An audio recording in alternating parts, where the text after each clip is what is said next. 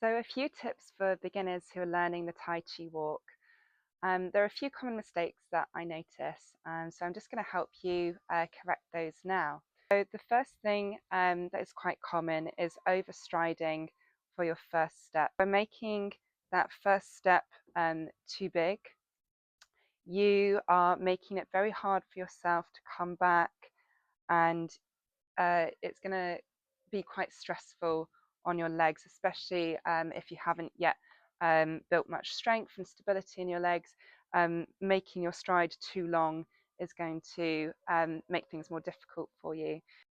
The second tip is to ensure that your feet are more or less pointing forwards when you take that first step.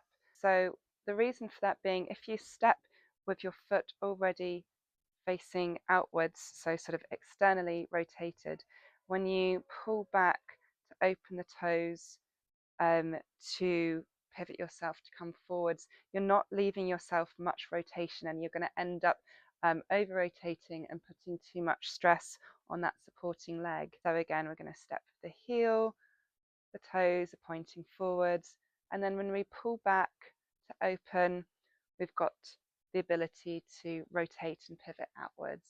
And tip number 3, when you're moving forwards into this sort of lunge position, gungbo, we want to avoid leaning too far, too deep into it. If I do this from the side, this is going too deep. You can see that the knee has gone over the toe, and that's going to put stress on your joints. So when you step, you can just keep an eye that your knee is not going past the toe, and also that your knee is aligning with your second toe. This will stop the knee from dropping in or dropping out. So you can just watch that alignment to make sure that you're not putting too much stress on your joints.